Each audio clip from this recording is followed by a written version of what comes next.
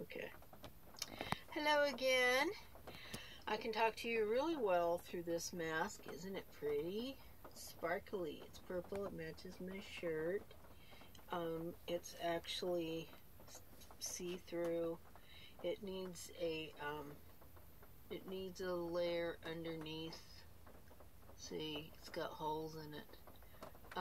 So what I'm going to do is I'm going to go to the fabric store, and I have several of these. I'm going to go and I'm going to get some coverings material. I'm going to ask the people at the fabric store to refer me to the proper kind of mask underwear to sew onto or clip onto or whatever. I think it would be kind of nice if it could like snap onto it, you know, like just be on there temporarily, and then every time I wash it, I just take it off. Anyway, I just wanted to show you. Me pretty. I got different colors. Yeah, I spent some money on masks, and I just get tired of having insufficient masks. And I'm kind of eccentric about wardrobe accents. I like to I like to have one that goes with every outfit, kind of a thing. I know, not very minimalistic and fitting for a full-time RVer, but that's me. Anyway, it all fits in a bag. Anyway. Okay, I was thinking maybe I'll just leave this on because it looks so pretty, and I can breathe and talk through it because it isn't really sufficient in it of its own. I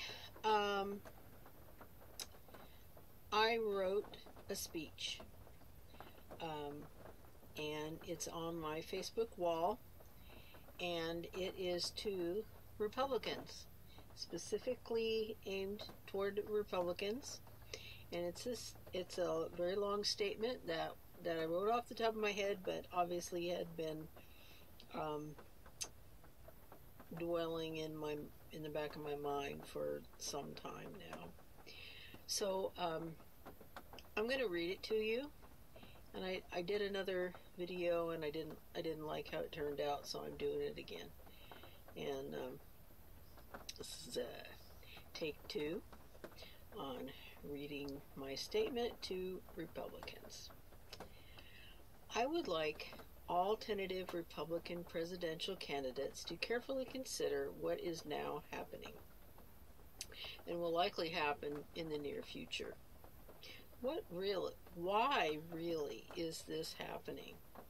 If a liberal Democrat takes over office, is it because our country is mostly liberal, or at least more democratic than conservative? Or is it because they became offended by words spoken carelessly? There are too many issues to address politically speaking, so let's focus exclusively on the personal. That's it, isn't it? I have noticed that those with gifting for financial management are often lacking in the gift of appeal. I've noticed it in the political realm, and for some bosses I've had in the past. I'd like to know when Republicans will come to the point of understanding that they must do a better job of people-pleasing and that of self-defense, combined with impeccable integrity. I'm sorry, but in this game you are not allowed a past, even if you're completely repentant. Another thing, why don't we allow legit independents to run full-time, with as much opportunity as the bipolar extremes of both left and right? We had options with much integrity that had little chance for not claiming one of the extreme positions. Republican candidates, please, in future, work not only on your charm, but take some lessons from skilled defense attorneys on how to publicly defend yourself and your accomplishments. And this is typical of mask. Okay. But it doesn't really matter at this time. Okay. Sorry, I digress. Please learn better how to appeal to those more vulnerable populations. This is really a pretend mask because nobody else is here, and it isn't really a sufficient mask. I just want to wear it because I can breathe through it. I heard President Trump talk about all the awesome stuff he was doing for our country, but it seems that too many didn't get the memo. Oh man, what happened? Sorry. Now it's too late for better understanding. Don't get me wrong, I saw through the gruff exterior, therefore I valued what he was doing. Lastly, if I'm to summarize my understanding of why it now appears that President Trump will lose the presidency, it's because of the appearance or impression of divisiveness. Future candidates must not do this. It's political suicide. Republicans have got to learn a little Democratic looking or sounding appeal. Republicans, I want you to win. I'm on your side because I believe that generally you make wiser choices for the country. You don't want to double the American debt like our last Democratic president did. You enforce the rule of law, and you believe in being strong against outside forces of corrupt nature. I love many things that President Trump did, in spite of his errors intact. This doesn't mean that I sidestep his unfaithful behavior against his wife either, but was there even one president who had the kahunas to make civil friendships with dangerous dictators? I mean, without giving them our future grandchildren's inheritance. While we are on the subject, I especially like how he drained the swamp, forcing countries like China to stop overcharging us for doing business with them. Will the potential Democratic candidate-elect sabotage all this progress that was made along these lines? It's infuriating to contemplate. Then there's the wall, unfinished but partly aiding to block illegal immigrants from crossing into American territory. Do Americans have any idea the kinds of people that will sneak in without going through thorough examination? What's wrong with checking records? It's meant for the safety of the general population. A lot of money went into that wall. Why don't you at least leave what's there alone? I want to be protected from whomever can cross over without proper inspection, and I certainly want my loved ones to not be put at risk either. The possibility apparently still exists that President Trump can catch up if most of the uncounted ballots are in his favor, but I am a realist. Make no mistake, I couldn't be happier to see such an event, but I won't hold my breath. That's the speech. Now, that was like a day or so ago. Basically, I want to add, I'm not going to add it to the speech, but there have been several sources, also in news media and other sources of authority, that are saying there is a lot of evidence that there is voter fraud. I believe in everything being fair and square. Everything. Count every valid, legal vote. But we all know, anybody that lives in the United States of America knows that certain people are not allowed to vote in this country. People under the age of 18 are not allowed to vote in this country. To my understanding, anybody who's ever done time in prison is not allowed to vote in this country. And then there are any fake ballots or ballots that are turned in by people after someone has deceased, whether it be same day, or a year ago or 10 years ago, it isn't relevant, but uh, dead people cannot vote. So if somebody turns in their uh, ballot due to lack of updated information, that's illegal. And everything that's being done they are already talking about that it is happening is that there have been a lot of illegal ballots. Um, Now they're not going to be able to probably control. Some of them are going to fall through the cracks, and they're probably going to be Biden votes, and that will have to be counted because they can't prove that they're invalid. Um, but as I've been hearing source after source talk about, um, our voting procedure has already, the integrity of it is already questionable. Um, so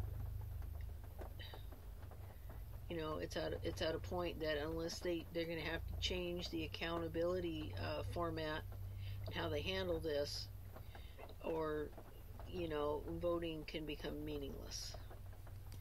So they're going to have to upgrade the method that they use to make sure that each ballot is legal and valid, and that there are no, or it might become a much more lengthy and time consuming process in order to validate each vote without anonymity, without invalid ballots, maybe fake ballots that were made up on somebody's computer that printed them off. Who knows? Um, any number of things that are possible, but some, but they've already been talking about people turning in ballots that were not legal ballots. So if Biden wins, if Trump wins through number of votes, then that is perfectly legal, and everybody will have to accept the outcome of that. But if a lot of those ballots are not legal, they should not be counted. And this country has no solid integrity if we can't keep our own rules.